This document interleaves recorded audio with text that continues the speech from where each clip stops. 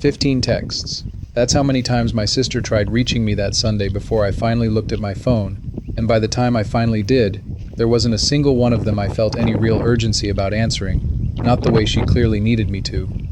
That's not a coincidence. That's simply what happens when someone spends years assuming they'll always have a place waiting for them, without ever once checking whether they'd actually earned it in the meantime.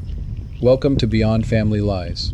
If this is your first time here, get comfortable, because this one earns every single minute of your time. Drop a comment and tell me where you're watching from tonight. Hit subscribe if you haven't already, and let's get into it.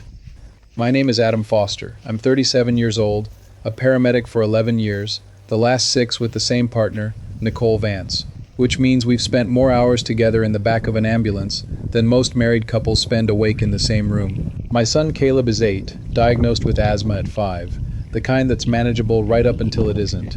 My sister Renee has 2 kids of her own and works retail management across town, a job she's held for about 6 years, long enough to know the schedule cold. Every summer since our father passed 4 years ago, I've kept up the lake house he left us, quietly, without much fanfare, and every July, Renee's family gets the same week they've always gotten, the second week of the month, no questions asked, no discussion needed, just tradition running on its own momentum.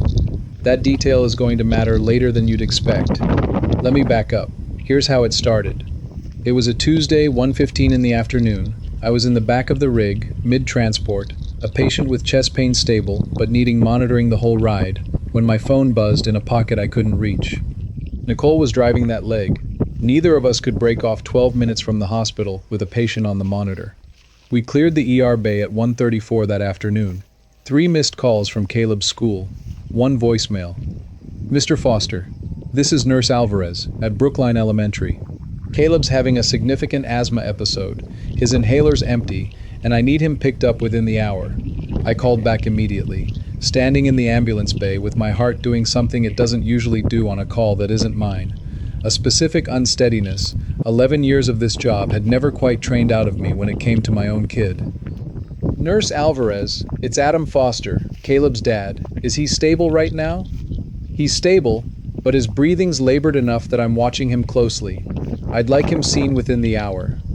Can I talk to him? A pause, some rustling. Dad? Caleb's voice, thinner than usual. Hey buddy, I'm working on getting to you, okay? Breathe slow, like we practiced. Okay, he managed quietly, and the nurse came back on the line. I'm 20 minutes out at best, and I've got another patient inbound. I legally can't hand off mid-shift without relief actually showing up first. I need to make a call right now and figure this out fast. I looked at Nicole. Caleb's having an attack at school. Inhaler's empty. I can't leave the rig. Call the school back, she said. Tell them we're working on it right now. I'll radio dispatch. See if we can get relief faster than usual. I called my sister first. Renee lived closest. Worked a desk shift that day, 10 minutes from the school. She picked up on the 3rd ring, quick and clipped. Hey, what's up, Adam? Renee, I need a huge favor, and I need it fast. Caleb's having an asthma attack at school. Inhaler's empty, and I'm stuck on shift. Can't break off. Can you grab him? A pause. Not the pause of someone doing math on logistics. The pause of someone deciding how to dress up a no so it sounds like something else. Today's really not a good day for me, Adam. There's no good day for this. It's 15 minutes out of your afternoon, Renee. That's all I'm asking. You don't know what my schedule actually looks like right now. He's struggling to breathe. That's the whole reason the nurse is calling anyone at all today. Look, he's your son. He's not my responsibility. You'll manage it. You always do. I stood there in that ambulance bay, phone pressed against my ear, engine noise from the bay behind me, and for a second I genuinely thought I must have misunderstood her. Come again? You heard me fine, Adam. I've got my own life to manage today, too. The call ended before I'd even worked out what I wanted to say back. Noted, I told a phone that had already gone quiet. Not busy. Unwilling. Dressed up as a scheduling problem. Nicole came back from the radio a minute later, expression tight. Dispatch says 20 minutes for relief, minimum, maybe less if we're lucky, but don't count on it. Who else can you call? I didn't have a good answer. Our parents were 3 hours away. No chance of them making it in time. Caleb didn't have another aunt, another uncle nearby, no godparents we'd ever actually formalize past the christening. I ran through a mental list of neighbors, most of whom worked full-time jobs across town, none of whom I could picture actually picking up. I was still running names, coming up empty each time, when Nurse Alvarez called back.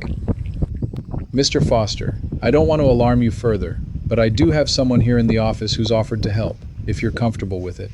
Mara Whitlock. She's here picking up her own son, overheard me on the phone trying to reach you, and offered to take Caleb to urgent care herself right now, if you'll authorize it over the phone. I knew Mara the way you know someone from pickup line small talk, maybe 4 conversations total in 2 years, mostly about weather and the construction that had been tearing up Route 9 all spring. I couldn't have told you her son's name if you'd asked, and I'm fairly sure the reverse was true too. 2 parents who nodded at each other twice a week and never once exchanged phone numbers, because there'd never been a reason to. Put her on. There was a rustle, then a new voice, calm and quick.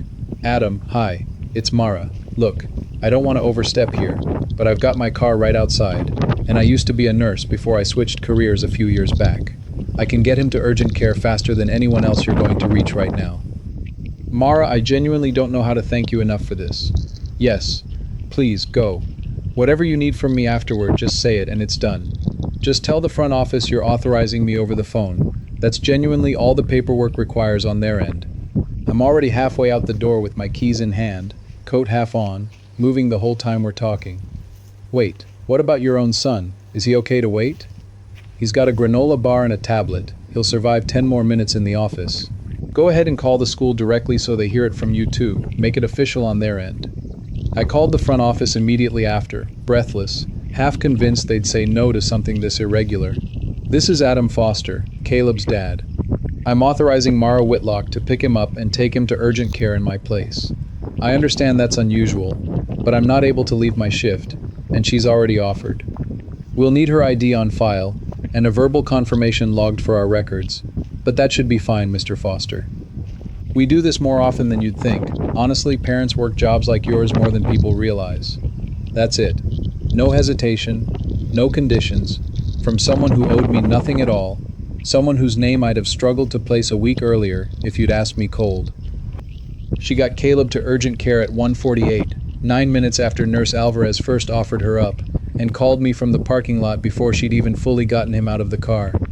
We're here, just pulled up, walking in now. He's scared but talking, breathing loud but talking, which is a good sign. I remember that much from nursing school, even if it's been years. They're taking him back right now. I'll stay till you get here. Mara, seriously, thank you. Thank me later. Go do your job. I've got him. A nurse got Caleb hooked up to a nebulizer, the machine hissing quietly, a fine mist filling the mask over his nose and mouth, and I watched. Once I finally saw him, his shoulders slowly dropped from around his ears as the medication started working. Relief finally rolled up to the rig at 1:52, and by the time I made it to urgent care myself, badge still clipped to my uniform, boots still on from the shift, Caleb was breathing easy, color back, sitting up in a chair with Mara beside him, telling him some story about her own son's first asthma scare, animated enough that Caleb was almost smiling, despite the mask still half over his face. You really didn't have to stay this whole time, I told her, once I'd finally caught my breath enough to say anything coherent at all. I wasn't going to leave him sitting here with strangers, Adam, even nice ones. Someone should be here, he at least half recognizes, and last I checked, you were still 20 minutes out at best. What about your own son? Is he all set? My mother-in-law swung by the school office, took him home for me. It's all handled, don't worry about it. Dr. Patel checked his numbers a few minutes later, mid-50s, calm and unhurried in the way good pediatric-adjacent doctors tend to be. Sats are back up to 98. Lungs sound a lot clearer than what the school described over the phone. She looked at me over her glasses. Another 20 minutes without treatment, and we're probably having a different conversation. An ER conversation instead of this one. Good thing someone got him here when they did. I didn't mention how close that 20 minutes had actually come to not happening at all. How differently that whole afternoon could have gone if a woman I barely knew hadn't happened to be standing in the right office at exactly the right moment, offering something I hadn't even thought to ask a stranger for. Caleb was quiet on the drive home, watching the neighborhood slide past the window without really seeing any of them go by. "Am I in trouble?" he finally asked, staring down at his shoes. "Trouble? Buddy, why on earth would you be in trouble?" "Because the nurse had to call people to figure it out. Because you had to leave your ambulance in the middle of a shift." I reached over and squeezed his shoulder at a red light. "Never, buddy. Having an attack isn't something you did wrong. My whole job as your dad is to make sure someone always comes, no matter what, no matter where I am. Even if you're out on a call somewhere. Especially then, buddy, every single time." He was quiet a moment longer, turning something over. "Mara came," he said. "Not as an accusation, just an observation. Aunt Renee didn't." I didn't have a good answer for that one either, not one I was willing to give an 8-year-old, anyway. If you've stuck with us this long, you already know these stories tend to turn somewhere nobody expects, and this one is no exception, so stay with me, because it's worth every minute of what's still coming. Renee called that evening, right as I was getting Caleb settled for an early night, still worn out from the whole afternoon. "Hey, everything okay? He's fine now, right? Kids get asthma attacks all the time, don't they? He's stable now." It was closer than you'd probably think, Renee. Another 20 minutes and we're talking about an actual ER visit, not just urgent care. "Well, he's fine now though, right? I mean, kids bounce back fast." "That's not really the point I'm making." I know. I just feel like you're upset with me, and I honestly don't think that's fair. I have my own job, Adam. I can't just walk out every single time something happens with your kid. I've got a manager watching my every move this particular month. I wasn't asking you to walk out for good. I was asking for 10 minutes on a Tuesday. It's never just 10 minutes with you guys. There's always something bigger underneath the small ask. Who ended up going, if you're curious? I figured you handled it, obviously. A woman from Caleb's school, someone I'd talked to maybe 4 times total. Silence on her end for a second. Oh, there it was. Not an apology. Minimization dressed as reasonable priorities. The responsibility for my continued concern handed quietly back to me. "I'll talk to you later, Renee," I said, and ended the call before it could go anywhere further I'd end up regretting. Some people spend their whole lives waiting for the cheap moments, the ones that cost nothing at all, to prove they'd show up for the expensive ones when it actually mattered. Renee failed that test in under a minute. On an ordinary Tuesday, she herself had admitted had nothing else pressing on it, and it took me most of a week to decide exactly what that meant going forward. I didn't say anything that week. Didn't post about it, didn't tell our parents right away, didn't fully explain it to Caleb beyond what he'd already guessed himself. Wednesday night, after Caleb was asleep, I sat at the kitchen table with a beer I wasn't really drinking, thinking about the exact words Renee had used. "He's not my responsibility." Not "I can't today," not "I'm swamped," just a flat statement about the limits of what she considered hers to carry, the same flat tone I'd have expected from a stranger, not a sister. Somewhere around the second untouched beer, condensation pooling on the table beneath it, my mind drifted to the lake house. Dad left it to both of us jointly when he passed 4 years ago, but I'm the one who's kept it up since. The property taxes every fall, the dock repairs after every hard winter, the well pump that died last spring and cost me $1,100 out of pocket without a word of complaint from anyone, least of all Renee. I'd driven up myself just 6 weeks earlier to clear storm damage off the roof after a bad windstorm. Spent the whole Saturday up there alone with a ladder and a chainsaw. No help offered, none expected at that point. Texted Renee a single photo of the mess afterward, mostly out of habit, and gotten back a thumbs up emoji and nothing else. Not even a question about whether I'd needed a hand. Renee's family gets the second week of July every summer, same as always, an arrangement so old neither of us had ever actually sat down and discussed it in years. It just existed, quietly, the way things do once nobody bothers to examine them closely. I thought about Mara too, mentioning almost offhandedly in that parking lot that her family hadn't managed a proper vacation since her divorce 2 years back. Said lightly, not fishing for anything, just filling silence while we waited for Caleb's paperwork.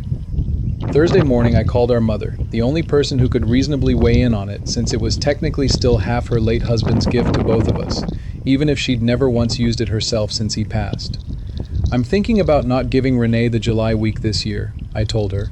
No preamble, since preamble never worked well with my mother anyway. Because of Tuesday. and because I don't think I want to keep quietly handing things to someone who's shown me exactly what she's willing to do with an ask that actually costs her something. Mom was quiet for a moment, long enough that I wondered if the call had dropped. Your father always said that place should go to whoever actually took care of it, she said finally, not whoever showed up expecting a week. So you're not going to tell me I'm being unfair to her. I raised both of you exactly the same way, Adam. Same rules, same expectations. What either of you does with that as adults is between the two of you. A pause. I will say this. When your father was in the hospital those last few weeks, you were there every single day. Renee came when she could fit it in. I never said anything about it at the time, because it wasn't my place, and grief makes people strange. But I noticed. It's your call to make. You're the one keeping the place standing now. I won't pretend I don't understand why you're considering this. I hung up and sat with that for a while, not doing much of anything, just turning the decision over until it stopped feeling like something I might talk myself out of by morning. Caleb wandered in around then, still in his school clothes, and asked if we could go up to the lake house sometime soon, unprompted, no idea what he was walking into. I told him maybe, and meant it more than he could have known. I called Mara that same afternoon, mostly on instinct, before I'd fully talked myself out of it. This is going to sound a little strange coming out of nowhere, I told her, but I've got a family lake house up near Cedar Point that's sitting completely empty most of July this year. Would your family want the week? Second week of July, cabin, dock, kayaks in the shed, the whole thing, no cost involved, obviously. There was a long pause on her end, long enough that I wondered if the call had dropped. Adam, are you serious right now? Completely. We haven't taken a real vacation in 3 years, not since the divorce, not once. My son doesn't even really know what a lake looks like outside of something on a screen or a school field trip video. Then it's settled, no arguing about it. I'll text you directions and the door code tonight. Something that sounded like she might be crying a little came through the line, quickly covered over with a small laugh. You don't have to do this, Adam. You really don't. What you already did on Tuesday was more than enough on its own. I know I don't have to, I said. That's really kind of the whole point of doing it in the first place. If this story's landing with you, do me a favor before we get to the ending. Hit that subscribe button and drop a comment telling me what you'd have done in Adam's position. It genuinely helps this channel, and I read every single one, even the ones that disagree with me. The Gap sat quiet for weeks. Nobody mentioned the lake house. Nobody had to. Renee found out that Sunday, when she called our mother to confirm the dates for July, something she did every June like clockwork, a call so routine Mom told me later, she almost didn't think twice about answering the question honestly. Hey Mom, just confirming, second week of July again this year for the lake house, right? I want to get the time off booked early with my manager this time. Oh, Mom said, according to what she told me afterward, sounding genuinely surprised herself at having to be the one to say it. Didn't Adam mention it to you? He's letting someone else use the house this year, this July. Someone else? Who? What do you mean someone else, Mom? That's our week. A woman from Caleb's school, I believe, though I don't know all the details myself. I think you'd better talk to your brother directly about that. Honey, it's really not my place to explain the whole thing. Renee hung up, according to Mom, without saying much else at all. No goodbye, just dead air, and then a dial tone. Mom called me 20 minutes later, mostly to warn me, I think, though she never said as much directly. She sounded upset, was all she offered. I didn't say more than I needed to. Figured that part was yours to explain, not mine. She texted me 11 times that afternoon before I ever looked at my phone once, each one a little sharper than the last, based on what I saw once I finally checked, the tone climbing steadily from confused to furious across the string. Then 4 more that evening, quieter, almost tired sounding by comparison. 15 total by the time I sat down on my own couch that night and actually read through the whole thread. Did she really truly think a week that had never once been formally hers, just handed over year after year without a single word of thanks or a single hand ever offered toward the upkeep, would keep coming automatically forever, indefinitely, no matter what she'd already shown me, in her own plain words, she was willing to do for the people she claimed to love? She showed up at my door that evening, still in her work clothes, hair coming loose from a bun that had clearly been holding since early morning, the look of someone who'd driven straight over without stopping to think it through first. You gave our house away, Adam. Our father's house. To some woman I've never even met in my entire life, without a single word to me about any of it beforehand. It's not our house the way you mean it, Renee. I'm the one who's kept it standing for 4 years. The taxes, the repairs, all of it. And her name's Mara. She's the one who got Caleb to urgent care when you told me it wasn't your responsibility. So this is punishment? Because I couldn't leave work for 10 minutes on one bad Tuesday? I'm not punishing you, I said. It wasn't 10 minutes I was asking for, Renee. It was you deciding, out loud, in your own words, that my son wasn't yours to worry about. I'm just done handing things to people who've already told me exactly what they're not willing to be responsible for.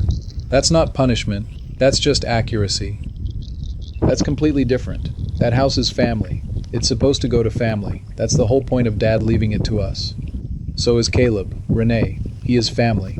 The same family you keep talking about. You didn't see a difference on Tuesday when it actually mattered. I'm not required to see one now either. She didn't have an answer for that. Just stood there on my porch, arms crossed, jaw working like she was chewing on a response that simply wasn't going to arrive no matter how long she waited for it. So what? I never get the house again? Ever? Not even next year? I don't know yet, I said. I think that's something you're going to have to show me over time, not something I owe you a clean answer to tonight, standing on my porch in the cold, arguing about a dock and a well pump. That's not fair, Adam. It's exactly as fair as what you told me standing in an ambulance bay on Tuesday. You said it first, Renee, not me. I'm just the one who actually took it seriously enough to act on it. She left without another word, walking fast toward her car, keys already out, and I watched her taillights linger at the corner a beat too long, before she finally pulled away into the dark, like some part of her was hoping I'd call after her, before she reached the stop sign at the end of the block. I didn't. I sat with Caleb out on the back porch that evening, both of us watching the sky go orange over the neighbor's fence, his breathing easy now, steady in a way that still made my shoulders drop a little, every time I noticed it. He was working through a bag of trail mix, picking out just the chocolate pieces the way he always did, setting the raisins aside in a small, careful pile, like a tax he'd pay later. Mara's kind of like a superhero, he said out of nowhere, still sorting through the bag. I laughed, actually laughed, the first real one all day. Yeah, kind of like that. She doesn't even really know us, though. No, she doesn't. He thought about that for a while, turning a raisin over between two fingers instead of eating it. So why'd she do it? I've been asking myself the same question, I admitted. I think some people just decide who they're going to be, and then they don't need a reason when it actually matters. It's just already decided. He didn't ask about Renee. I didn't bring her up either. I think you might get to swim with her son at the lake house this summer, if you want to, I told him instead. That got his full attention, chocolate forgotten for a second. Really? Really. That would be awesome. He went back to the trail mix, already 3 steps ahead into a summer that hadn't happened yet, the way kids do. I sat there a while longer, watching the sky finish going dark, understanding something I don't think I'll ever fully unlearn. It was never really about the inhaler, or the 10 minutes, or even a lake house that used to just belong to whoever showed up expecting it, without ever once earning it. It was about who says yes before they've finished hearing why, and who calculates the cost before they've said anything at all. Mara never once asked what was in it for her. Renee never once got past what it might cost. Mara's family spent the second week of July at the lake, the first real vacation any of them had taken in 3 years, and sent me a photo of her son mid-jump off the end of the dock, no caption attached. Renee and I haven't talked much since that night on my porch. No blow-up, no ultimatum, just a brother and sister who found out something true about each other on an ordinary Tuesday and haven't figured out yet what to do with it. If this one hit home for you, let us know in the comments, hit subscribe, and I'll see you in the next story.